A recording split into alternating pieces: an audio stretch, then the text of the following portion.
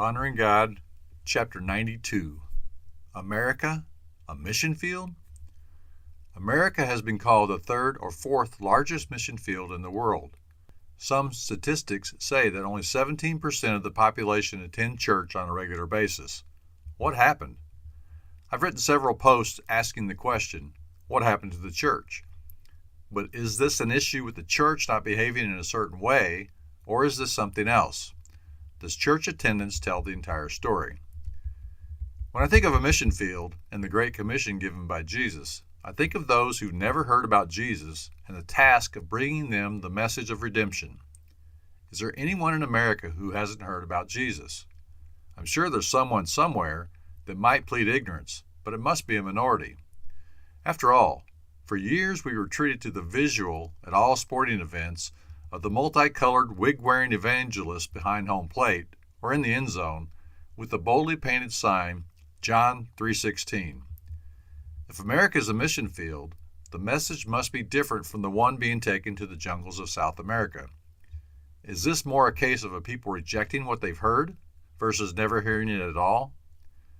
In some respects, the task is the same one that faced the prophets, like Jeremiah and Isaiah in the Old Testament.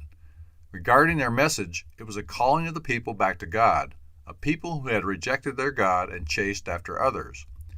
Isaiah and Jeremiah, by all accounts, were great preachers who delivered God's message over and over, but in most cases were unsuccessful in turning the hearts of the people back to God. It wasn't a case of the people rejecting Isaiah or Jeremiah, but rather they were rejecting the message. They were rejecting God. Is that not what is going on in America today? Aren't the people rejecting God and chasing after others? The church leaders in America have done a lot of navel-gazing, asking, what are we doing wrong? Why are people rejecting us? Why are the churches empty? They think, if we could just stop being weird, if we could only be cool, then they would come. I mean, come on, we've got cool and hip rock groups playing on stage every Sunday. We have the coolest youth groups with all kinds of awesome activities. We have a cool preacher who wears designer jeans and wears his shirt untucked. So why don't they come? What if the people in America have found a much more attractive life that doesn't include God? Can the church compete with the world on its turf? Can we out-cool the world? Maybe we need to quit trying to compete with the world and be who we were called to be. I remember when my sons were teenagers, how I wanted to keep them away from the popular secular music of their era. A noble effort on my part, but misguided. I bought them several CDs of the popular Christian rock groups of the day, Five Iron Frenzy being one I recall. I thought the music was okay, and the message was surely much better than what they would hear on the radio, but the boys rejected it. They still listened to Pearl Jam and Nirvana, and the Christian CDs gathered dust when I wasn't around. Was the music that much different? Not really, but the message was, and that's precisely what they were rejecting. The message wasn't cool. When the prodigal son left home, the Bible doesn't specify, but I'm guessing that he thought, my old man is so lame, all we ever do around here is work. And my older brother, what a nerd. It's just not cool around here. Jesus speaks a parable in Luke chapter 15, verses 11 through 13. And he said, a certain man had 2 sons, and the younger of them said to his father, Father, give me the share of the estate that falls to me. And he divided his wealth between them.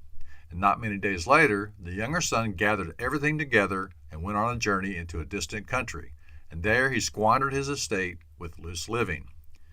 It appears the boy thought the loose living the world had to offer was much more appealing than living at home with his uncool family. I do notice when reading the account that the father didn't attempt to duplicate the excitement of the world to make his home more attractive for his son. Instead, he remained true to who he was. And the son eventually came home. Why? Luke continues, Now when he had spent everything, a severe famine occurred in that country, and he began to be in need. And he went and attached himself to one of the citizens of that country, and he sent him into his fields to feed swine. And he was longing to fill his stomach with the pods that the swine were eating, and no one was giving anything to him. But when he came to his senses, he said, How many of my father's hired men have more than enough bread, but I am dying here with hunger.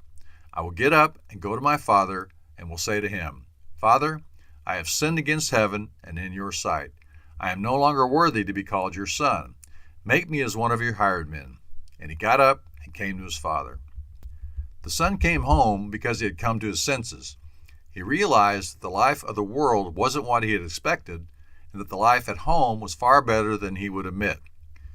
When Jesus spoke to the 7 churches in the book of Revelation, he had a lot to say when challenging each of them.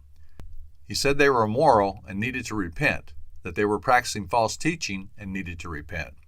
He accused them of being dead.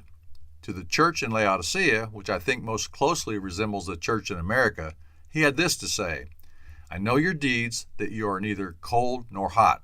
I would that you were cold or hot. So because you are lukewarm, and neither hot nor cold, I will spit you out of my mouth. Because you say, I am rich and have become wealthy, and have need of nothing, and you do not know that you are wretched and miserable and poor and blind and naked. Jesus wanted the church to stand for something and be different from the world, not the same. He didn't mention a rockin' band or youth group or even a cool preacher. The sermon message today was for Christians to strive to become more like Jesus. But remember, Jesus was rejected and hung on a cross. Today we were encouraged to exhibit the fruit of the Spirit: love, joy, peace, patience, kindness, goodness, gentleness, faithfulness, and self-control. But are these traits popular or cool? Not in today's pop culture. So what should the church do? How can we attract more people in this 3rd largest mission field? I would offer this: that we remain true to who we were called to be. We are to share the good news, become like Christ, exhibit the fruit of the Spirit, and love one another.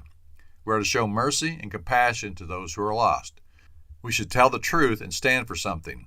When Americans have had enough of the loose living that the world has to offer, and when the burden of sin becomes more than they can bear, they'll be looking for a safe place to go, a place of refuge, a place of forgiveness, a place of love.